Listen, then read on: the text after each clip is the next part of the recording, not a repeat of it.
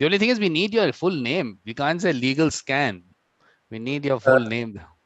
Yeah, sorry for that. I really have to change this because it seems I'm registered at Zoom through legal scan. It's not okay. If you want, I can do it. Should I do it? No, I just did. Perfect. Perfect. You know what happened to me today? So I opened my agenda and I saw already a few days ago something in red on my agenda. I say, okay, it's a symposium Vikram is organizing. So today I wanted to look more in detail, and then I see only my picture. And then I say, I was surprised. I had a very busy week, busy day.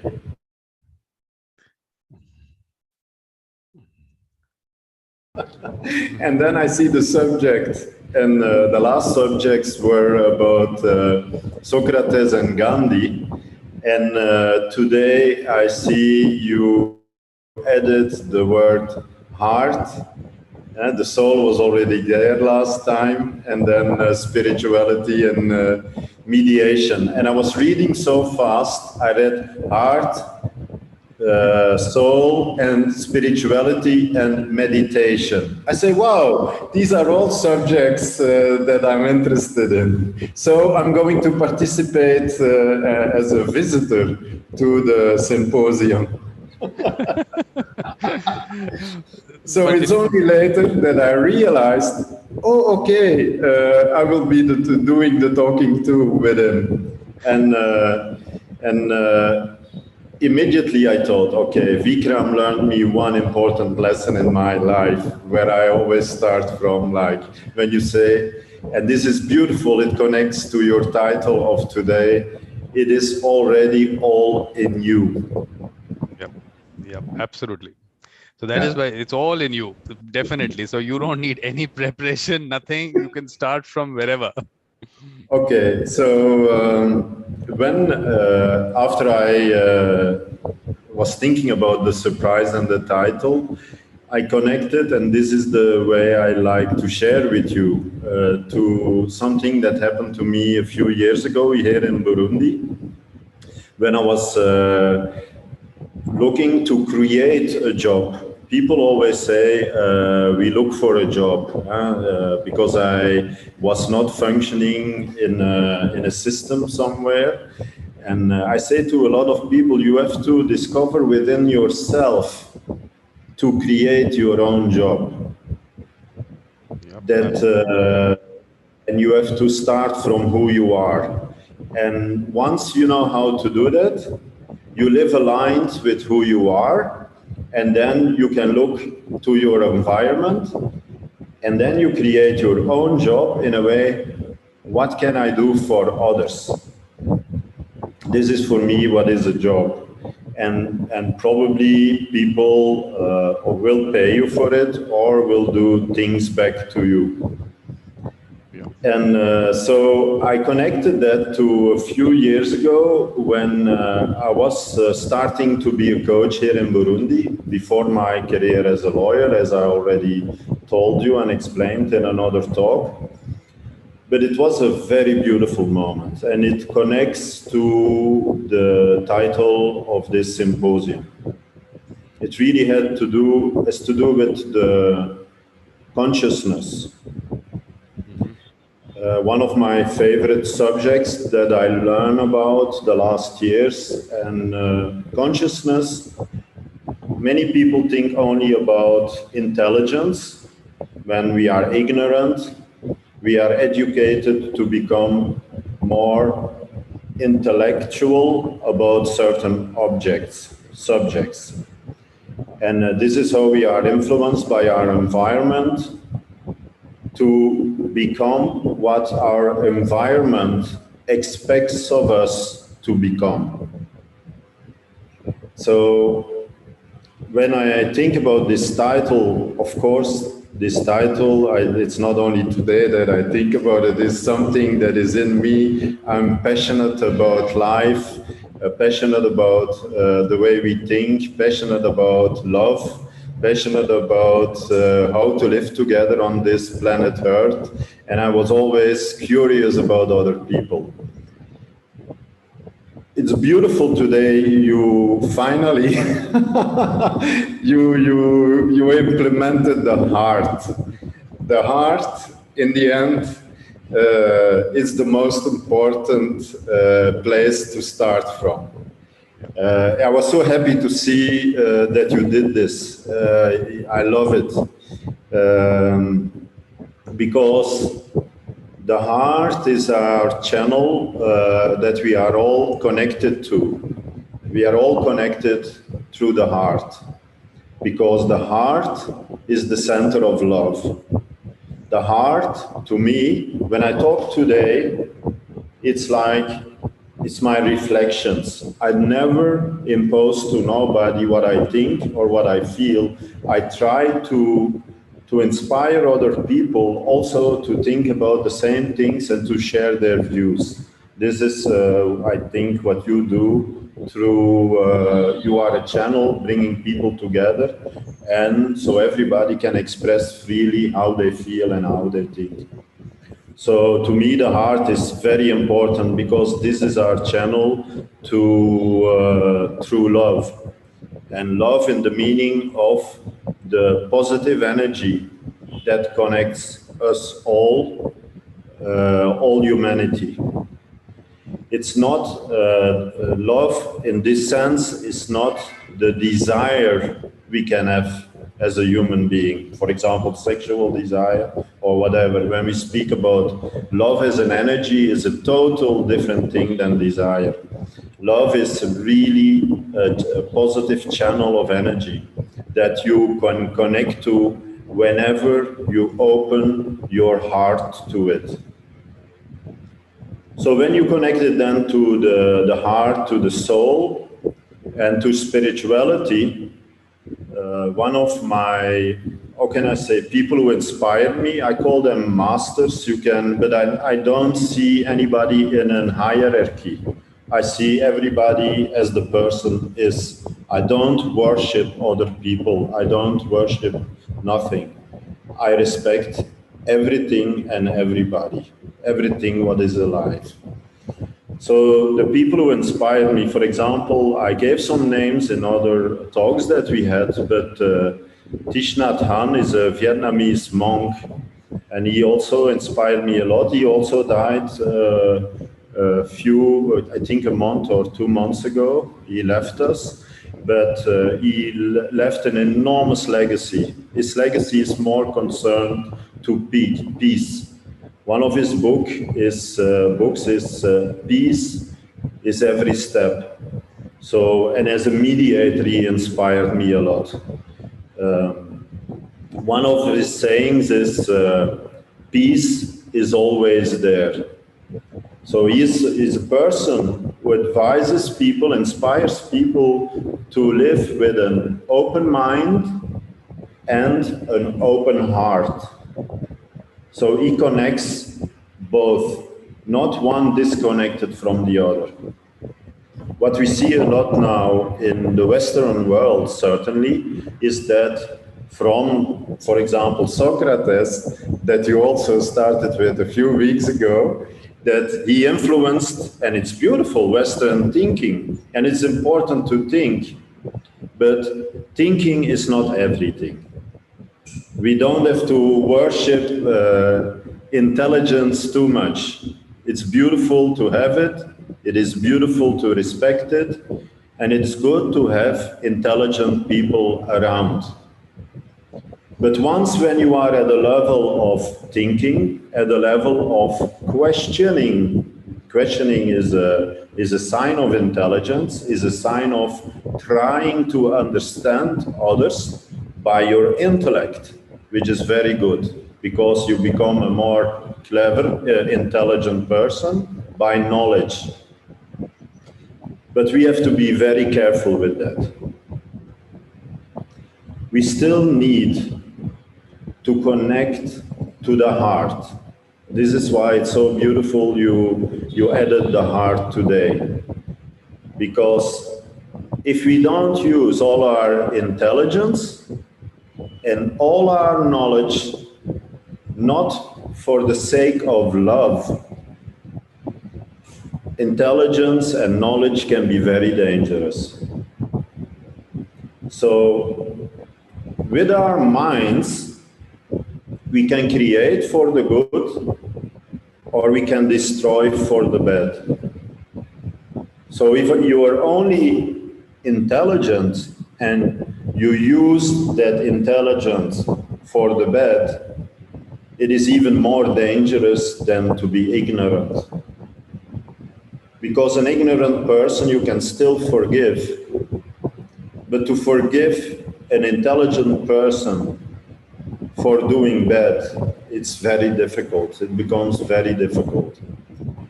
So the next step we need in humanity, if you see the evolution of humanity, where we are coming from, and we are probably more intelligent, hopefully. I cannot measure that, but I think so. We consider at least ourselves more intelligent than before. But when it comes to well-being, we didn't progress much. You can discuss about that. There will people say, yes, we progressed. But you see that now we are even confronted with more wars or with wars. Because what is going on is that when you see the evolution of intelligence is that people who are intelligent in general, they will focus on this intelligence. They will focus on goals. And more we leave out the heart. More and more we leave out the soul. But it is not wise to leave love out of what you do or out of your goals. So when I was reflecting on all this, and I was invited by youth in Kamenge. You have to know Kamenge here in Burundi. So Burundi is already a poor country, and then you have different areas. And I was invited by an English club of youth in Kamenge. So it's people, young youth, like they are sitting there in a room, in a classroom, with the not paint, just the bricks, with the wooden benches. And I didn't know where I was going. So. But I was curious, and people say to me, but what, a man like you, what are you going to do with these poor people there? I say, yes, you call them poor people, but first of all, they tell me they have an English club. So you have to understand the local language is Kirundi, then the second language by the colonialists, they imposed French, and then you have Swahili. But English is like a stranger here. So, and imagine you go to one of the poorest areas and they have an English club. And I liked things that are confrontational, things that are not logic. So they catch my curiosity. And I'm like, oh my God, what can I go and do there? So I go there the first time, I said to them, okay, as I always do when I come somewhere, I visited also a gallery of art today, and they wanted coaching, me to coach the artist. And I say, we will see, but I need to connect to you first. I need to speak to you and I will get back to you. So I went to that English club and I sit there just amongst the students to experience what they do. What vibe they have, the love they have for each other, the intelligence they use on their level, but it was magnificent. And it gave me such an impression that I said I have to do something very deep for them that really can improve their lives. So I sit down, and that's where I wrote this, I call it a mantra because I was in those days a lot busy with studying Buddhism and following Buddhism and having my own mantras. And I say, yes, I can explain to them in English one of my mantras, but they won't be conscious enough to get it. So I have to give something to them they can use themselves. And so I wrote this very simple mantra that I was even, when I wrote it and afterwards I was reading it, and I say, if you send this to higher level intellectual people, they will just say, this guy, is he okay in his head? He's crazy. Because the mantra is, I am here to be. I am here to be me. You are here to be. You are here to be you. We are here to be. We are here to be us. So it looks, if you're not conscious about it, very simple and without any significance. But it represents the 3 levels of consciousness. So in the first stage of our life, we are, I am. I am dependent on my parents, I am dependent on my teachers, I'm dependent on my environment to grow as a human being. I need all this feedback, I need to be feeded. I need to be feeded food, I need to be feeded in my brains, knowledge. And then you grow up, and then, wow, I don't want to be dependent anymore. I'm becoming me. And then you start to realize, oh no, I'm not alone anymore. There is other people around me, but you're still trying to be independent of all the others. But you start to respect, you learn to respect other people, to be curious about other people, and you discover love. You start to understand and to feel there is something more than anything else, that is the love between people. And then you come to a higher level. And that is the moment when you start to discover, okay, I didn't want to be dependent on others. I wanted to become independent. I'm free. You think freedom is to be independent because you have all these concepts and interpretations of freedom, of dependence, and everything. And then you come one moment in your life to a next stage that you say, we are here to be us. It is not about me only. It's not about you only. It is about us. Then you discover interdependence. The beauty of the shows that you do is using the energy of love to show to everybody we are all interdependent. We are all created different to be different. We are not machines that are created all the same. So diversity, you discover that through love, through the love for other beings, using your intelligence for love, you become conscious. Conscious is a higher level than intelligence. You become conscious that is much more than your own identity, the identity of your group, the identity of your religion, the identity of your country, the identity of your continent. You suddenly become conscious that we are all life itself. We are all part of life. Nobody is alone. And in this mantra, okay, I sent this mantra, I am, and I arrive there, and so 2 guys, almost like 2 rappers, they are black Africans, magnificent, and they start to explain this song by the words, and they just sing it. But I never I sent it to them, do something with it, but I didn't know what they were going to do. Absolutely not, I let them free. So, and then they start to sing. First, it was two guys that I connected with when I was there. And then it was the president of the club. He sang solo. I was crying. I was in a place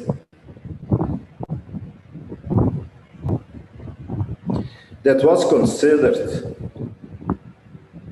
like people who don't matter here. Can you imagine? In a society that people don't matter. How many people don't matter? How many people don't matter? Because they have no money. How many people don't matter? Because they are not intelligent.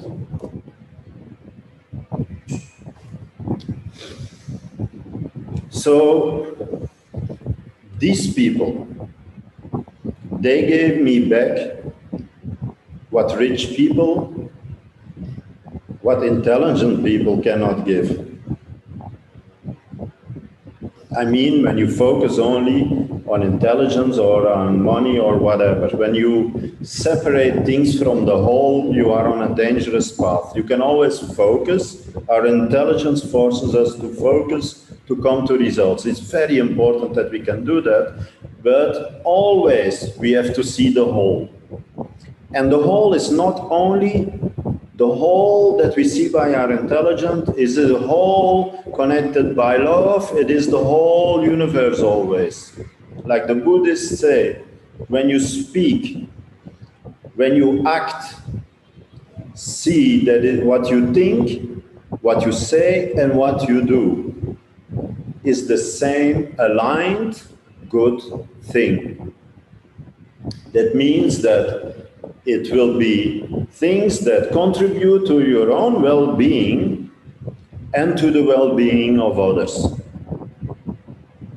So that's why these different levels of consciousness that we go through in our lives is things we don't learn. We don't learn them in our schools. I don't know in other places on earth where if they learn it or not, but they are very, very important. So for myself, I learned them through Buddhist monks and through monks to Buddhist people. Of course, there are Christians, Catholics, there are Hindus, everybody does that in his own way. I think religions are created for the good. Only when you are going to use your own religion to bring other people down, you are on the wrong path. There is no religion created to do that. So it is the human mind manipulating things for their own egocentric reasons. And this is why this talk is so important when you add heart and soul. The soul we didn't talk much till now, but what I believe, this is personal, that for me the soul is eternal.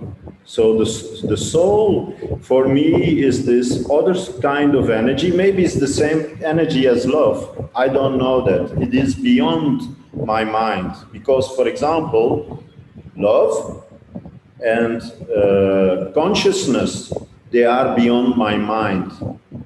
Sometimes when I try to understand and I don't understand it, is always that I accept that it exists.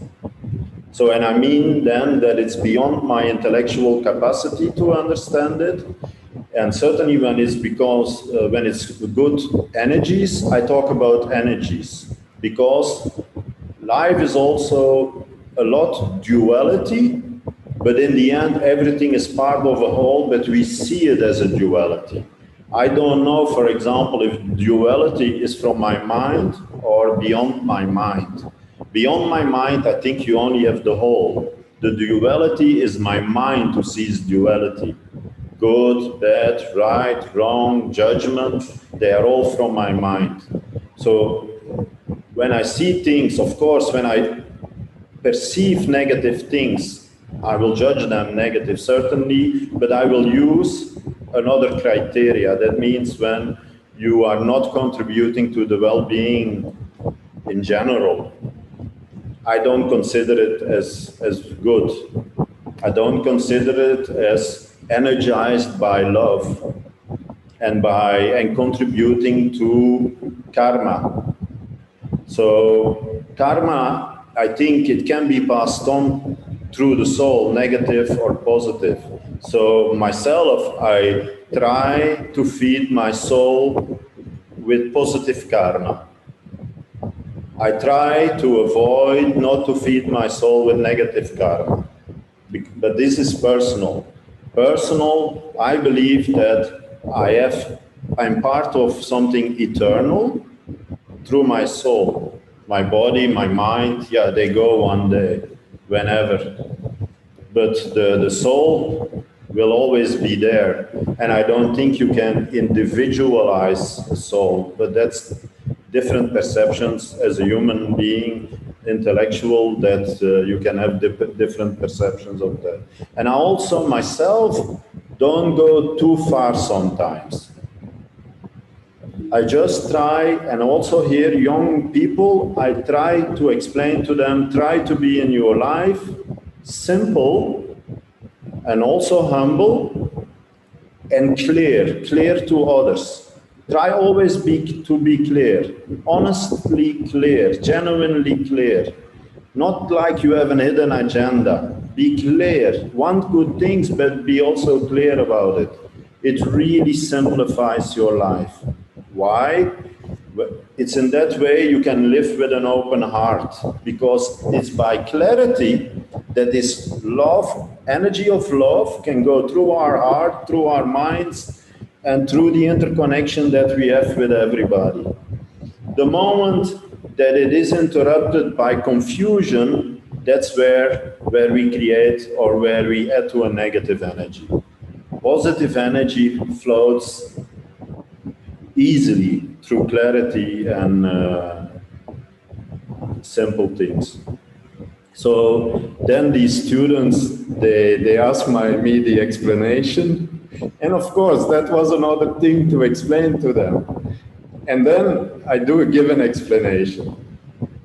And I acted like, I said to them, I will never forget this. I say, you guys did something to me. I will never forget this.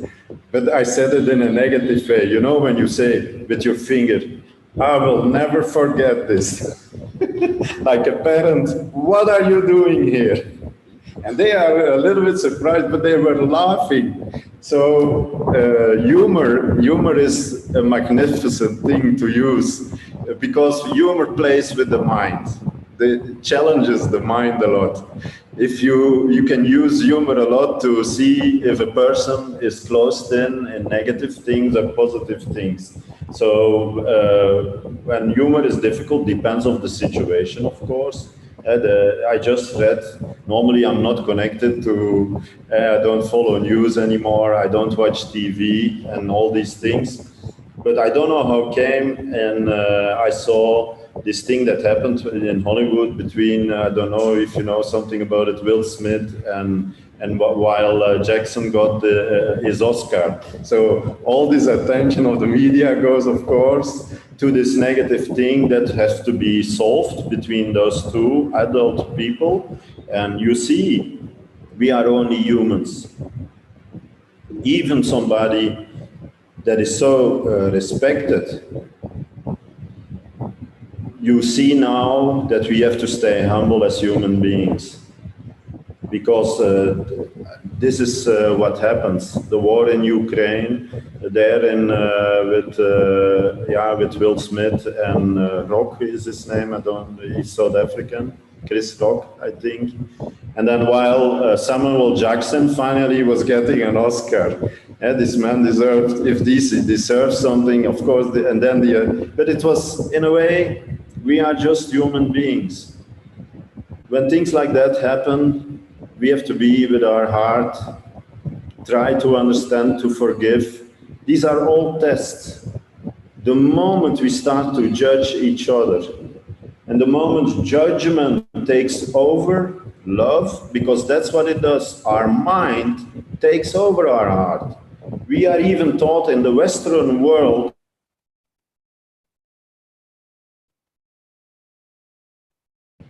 imagine how intelligent you are, how stupid you are, by saying you have to close your heart. This is the stupidity of intelligence. Worse, humanity cannot get. To say, don't listen to your heart.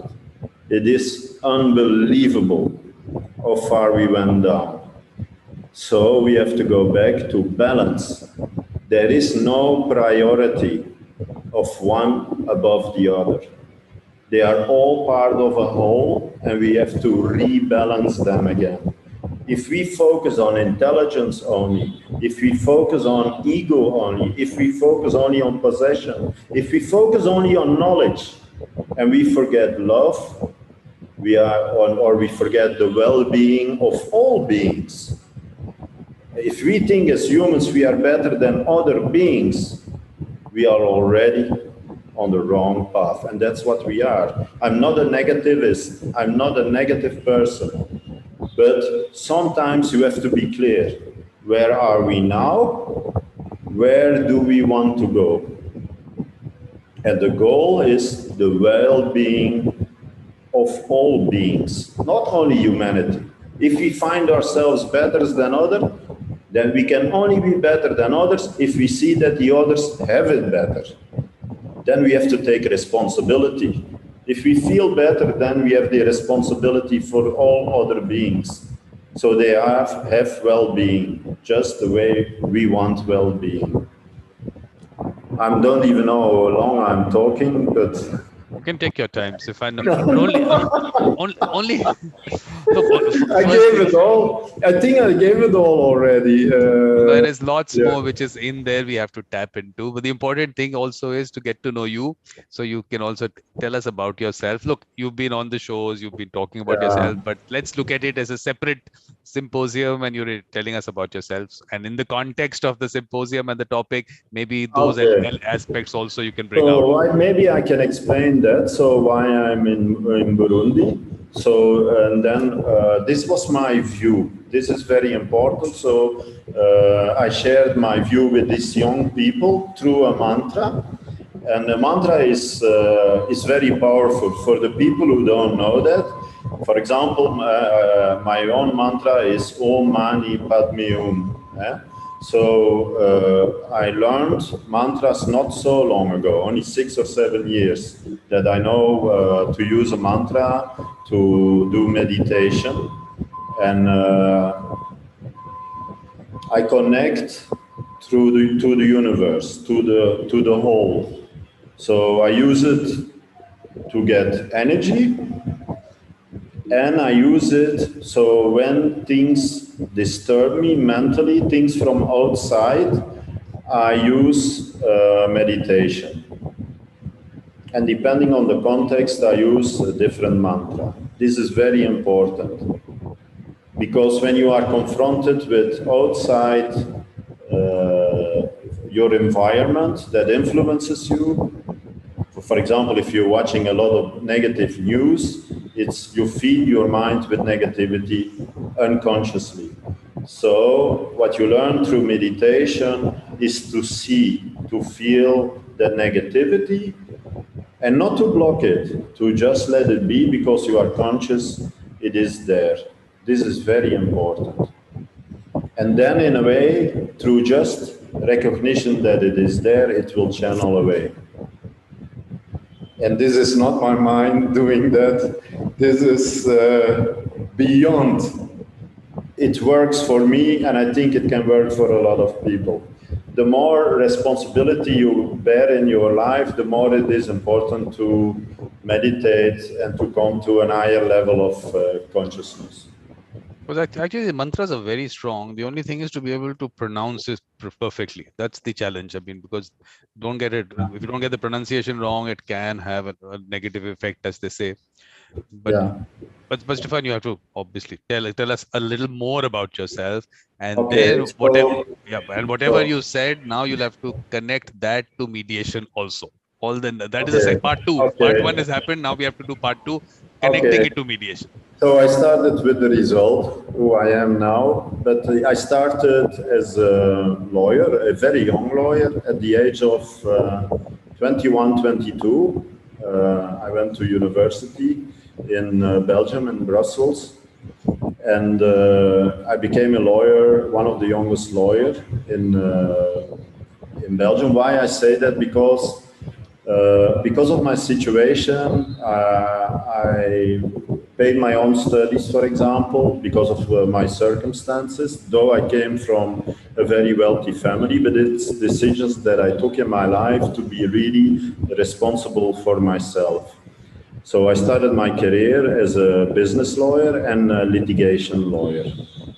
I did this for 27 years. There is also people who ask for my services like a kind of coach. So there is two lines in my life.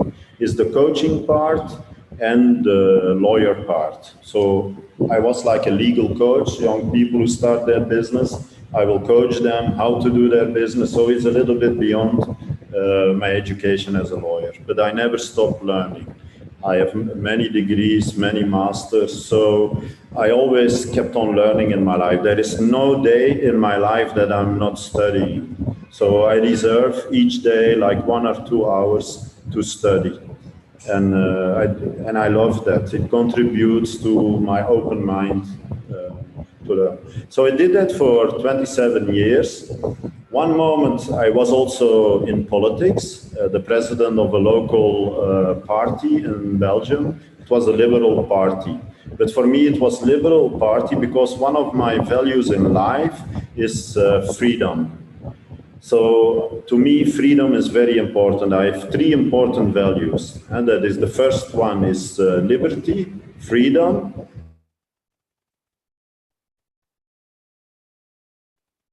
I'm a creative person, and then compassion is my 3rd value. So why did I become a lawyer? Is that because by being a lawyer, I could help people by represent them in court when there is no justice. So when you are a young guy and you want to become a lawyer, for me it was for justice, to bring justice, to defend justice. That was my view. So then you go to the courts, and in a way, what are you doing in the courts?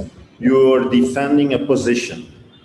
So your client is pays you to defend the position of your client. If your client is wrong or not, it is your duty as a lawyer to defend your client according to the interpretation of the law that is applicable to the case of your client. The consequence is, of course, the more intelligent your lawyer is, the more chance you will get to win. Some people will understand that, many not, but it is like that. It is not about money. It is about the intelligence you have to defend that position of your client and to convince that judge. So the better you are at relationships, at influencing people, the better you are at understanding the law, not why the law is there, but to use this all to win. Not that justice is to be done, to win.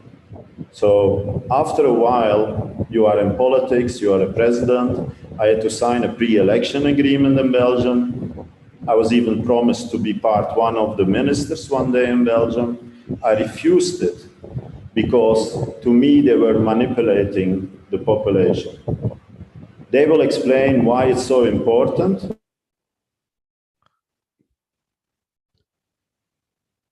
So I had to take my own responsibility and I resigned.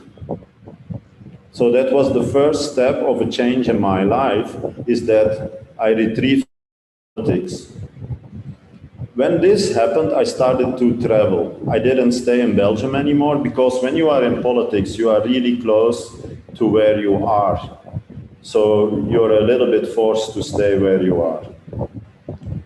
So then I stopped with politics and I started to travel the world. From 2001 till 2003, I started to travel.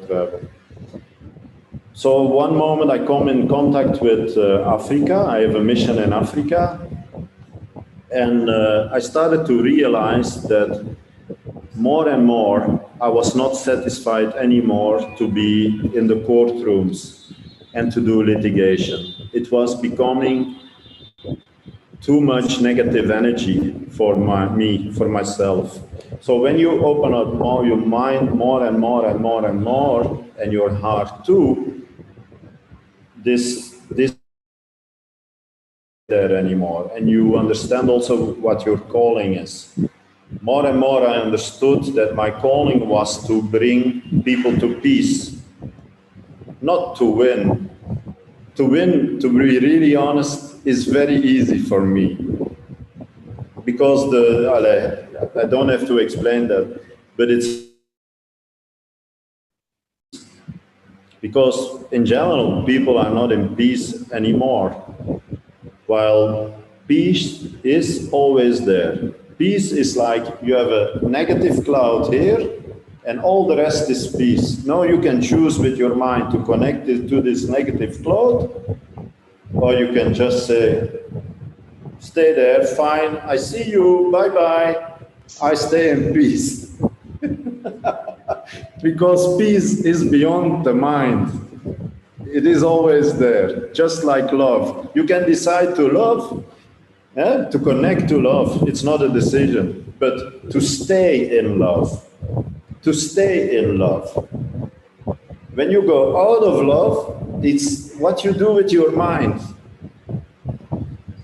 Okay, so I said, this is not helping. This is not helping playing the lawyer role, and everybody is right in his own head. And if my client thinks he's right and the other party thinks he's right, what can we do? So then one moment, 2013, I meet a mediator and I say, what do you do? Mediation. And then there was an organization in Belgium, in Brussels, and I followed the course, and it was an international mediation course. And then I understood this is my calling. This is really my calling.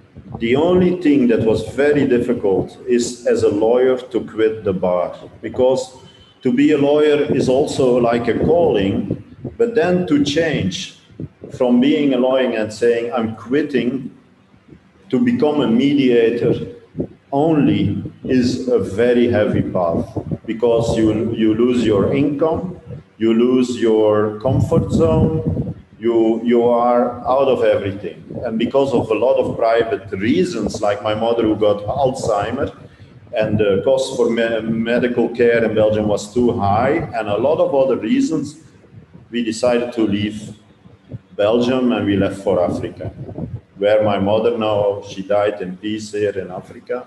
And that's how I come living in different countries here.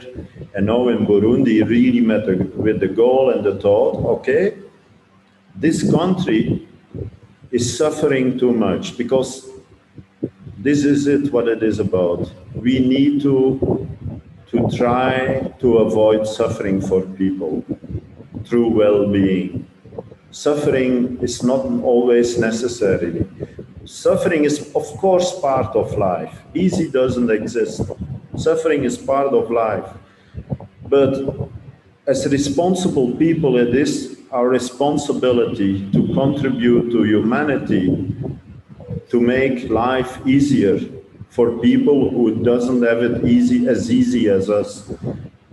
If you are created intelligent, you have it easier to think, but the fact that you are intelligent is not you who made yourself. Of course you contribute to your intelligence, but you are created the way you are.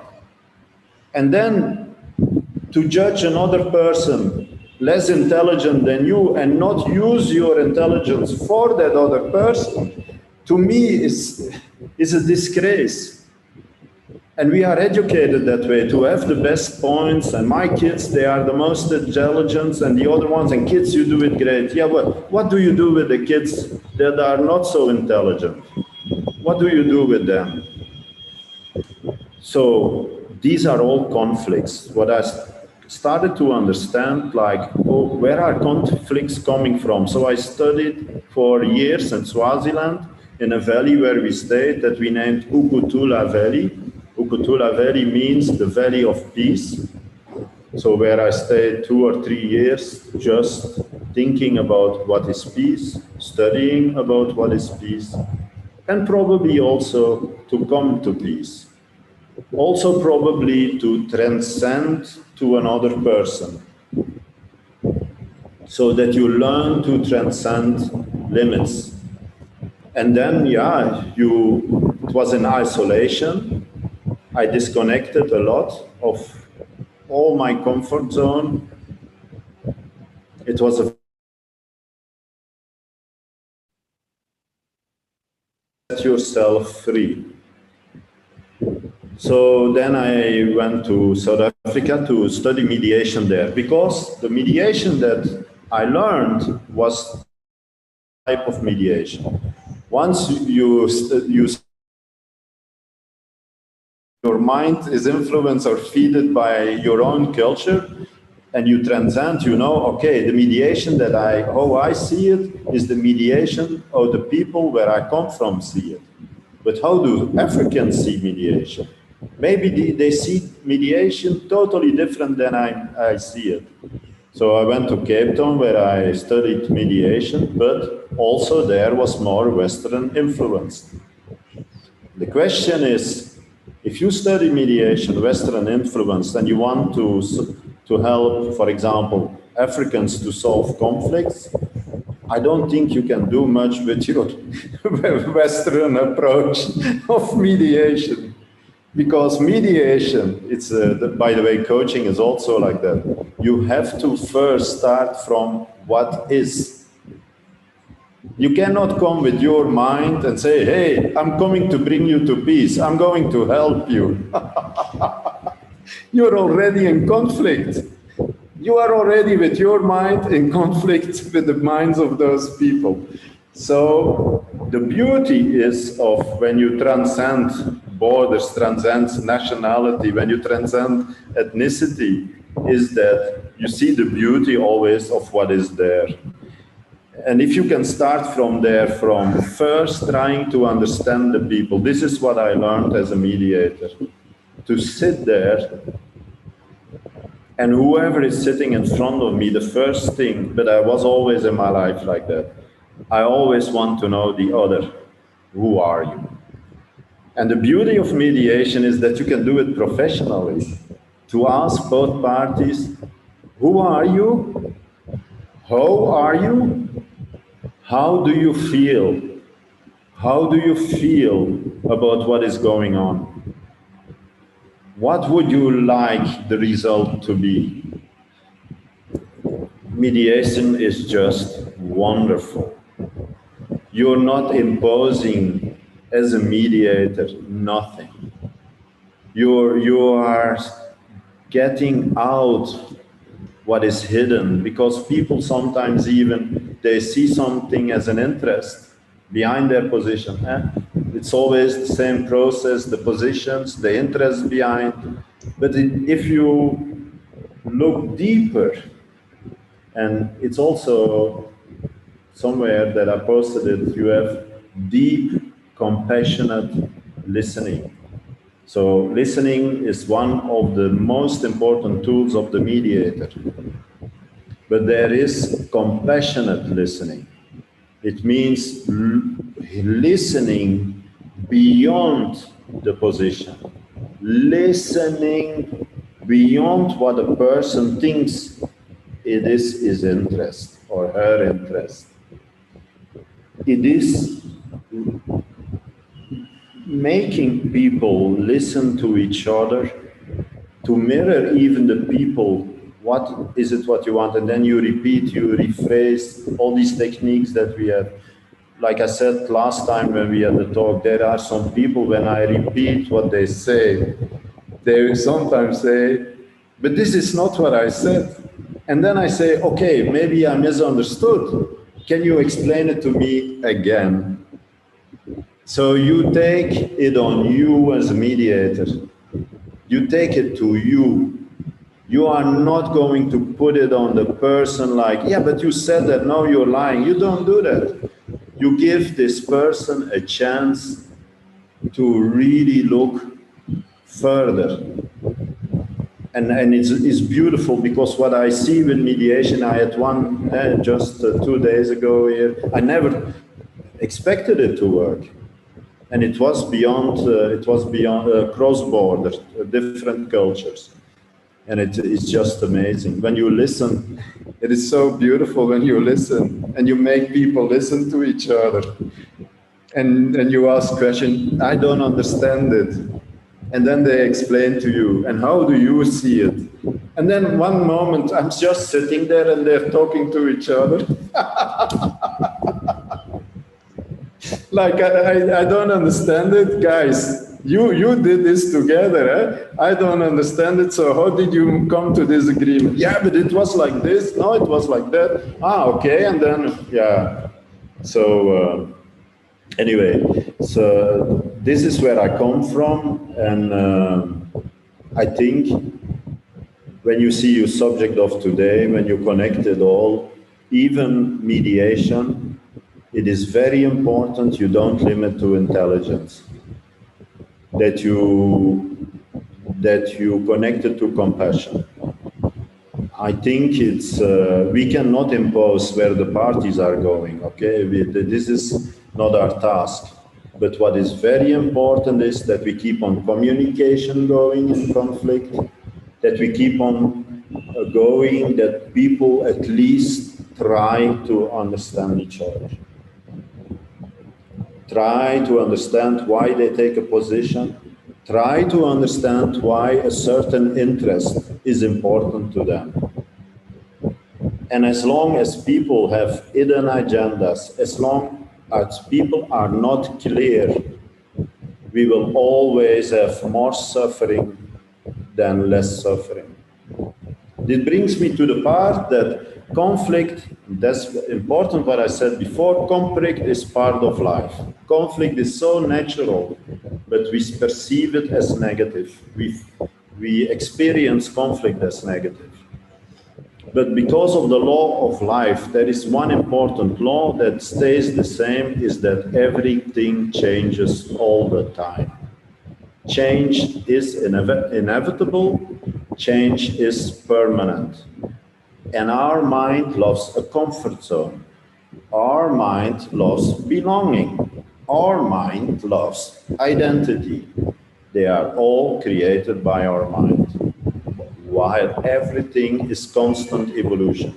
If your identity, if you have an identity, and in your identity is not evolving, you will create conflict for yourself. Certainly when you impose your identity on others, and you will die one day, you imposed your identity on others, and the others, they are further in evolution, they will be even me in more conflict. Sorry to say. For me, it's so obvious, and that's why we as mediators, we have to be very conscious of things like that. In a way, we should, if we as mediators don't embrace people, if we don't love people, if we don't understand that conflict is natural, this is essential for mediators, to love people and to understand that conflict is natural, and then to try to understand who is sitting at the table with us. You need a lot of love. Absolutely. To do that. That's it. So final connection of this, what will you be? What will you have from now? Thank you, Vikram. It's so true. You know, when I do coaching, I don't have sometimes the process yet. I don't explain it. I have it in my head, and it's puzzles, pieces of a puzzle, and then at the end, They fit together. I think life is like that. I think life is like that. Sometimes we don't see the puzzle with the pieces, and then they come together. Yeah, it's beautiful. Absolutely. And we don't have to know it all. Life is so beautiful. You leave sometimes things to life. Leave it to life. Give it to life. Give it to trust life. We have to trust life, not to control it always. Absolutely. So now the only thing is that, look, you are speaker number 1, and you've been the first person on in conversation with the beautiful mind also. I didn't even realize it. Mm-hmm. So the idea was because I knew you connect in these things, because these are, look, these are not important for everyone, but for some people these are important elements. So you've connected all that. Yeah, thank you so much. So Thank you so much. Yeah.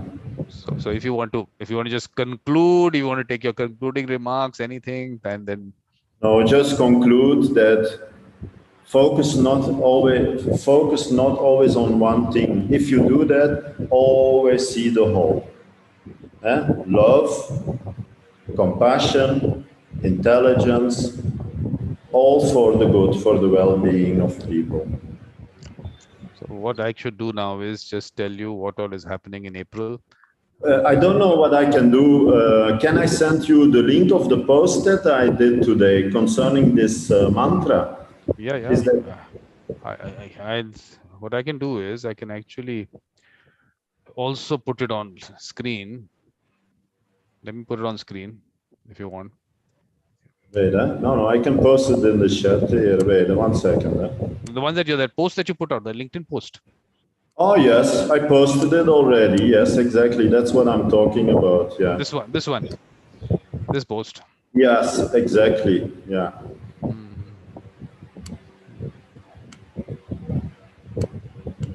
Yes. I can't click it. Sorry. This one. Yes, these are the 2 links. So one link is the post that I said that you remind me of my visit to the youth there in Kamenge. And it will inspire them because I will show this talk to them. Mantra of interdependence. Yeah. And you see now, this text that is there, it was even written before you even. We are aligned. I love this a lot.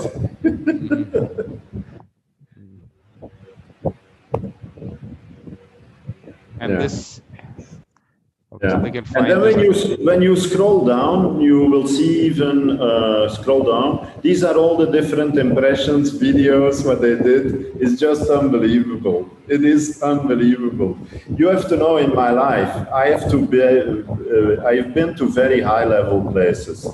So in my family, we really have noble values. But then you come to people and they surprise you like that. It is just unbelievable. Absolutely. Yeah. Come on. So you see what happens is that it comes from them. I didn't tell them what to do. I send them the text and then they have this creativity. It's just amazing. But was there sound or not? Yeah, there was sound, but I think it's because we are on this channel that you can't hear it. It should play. It should play, because if there was sound, it should play. Yeah. It would be nice to hear them also. Yeah, it is unbelievable. And then you see their smiles. It is unbelievable. Why is it not? Maybe we should play it on YouTube. Maybe. Yeah.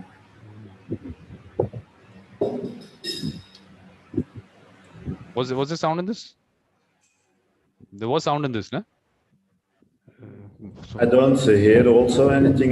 Yeah, there was sound. I don't know. Let me see. Well, should I play it? Should I play it? Because according to me,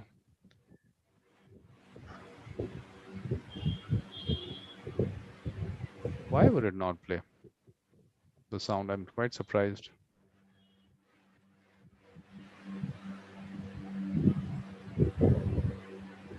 It'd be nice to hear this. Okay, maybe after you switch it off, I'll listen to it. So that's interesting. So anyway, people can go to your website also. Yes. Mhm. Okay. So what I wanted to do was I just want to put out the April thing for you to also see, although you're part of it, so you're already part of it. But let's just see the April part. Okay. Yes. So of course, of the symposium, I mean, it goes on throughout the months. If someone wants to participate, they can always get in touch with me. So then, of course, we had this Kazakhstan, Rozana. Yeah, it's beautiful. You do beautiful things. I saw some excerpts of it. What you do in the world, Vikram. Really, wow, beautiful. Well, it's very nice walking to. This we did not put out. We did not put it out live. I haven't put the recording there. It was this thing that Gabriela does, the systemic constellations, which they're using in Brazil in the courts also, family constellations. So we did one actual one with someone. It was really interesting. The whole methodology. I don't know whether you've seen it work or whatever. It was very interesting. But I don't think we'll put the recording out because it is someone's own one mediator only. She took us through her individual situation. So we Okay. might not, but you must read about this systemic Okay. constellations. I found it very interesting. Then of course Saturday we have Danny Weinstein again, and then this is what we're doing right now. And then Ken is the keynote speaker. Of course, there'll be other speakers. The keynote speaker on the 14th of April. He would have been the inaugural speaker, but he did not have time before that. And then we have this discussion. So Stephan, you can be part of this also. Creativity, innovation. And Okay. mediation. Yeah. So You won't let me go. no, look, these are the inputs the world needs. The world of mediation needs these inputs. That there is much more about mediation than what is maybe discussed. That little box which goes around. There's much more around it. So this because I mean I'm doing it to coincide with the World Creativity and Innovation Day. So Very good. please participate in this. So it's on 21st March, 7:30. Please note it down and please join us. Yep. You can just do it like you did today, just to add me. So, Yep. you know, it comes in my agenda in a red color, so I can't touch it. I'll put it down. So what I'll do is maybe we can now close this. Let me cut the live stream because I think so. Thank you very much, Stephan. Okay, thank you so much for giving me this chance to share. It's always a pleasure having you on my shows and to start my shows, to start this one. Thanks a lot. Namaste.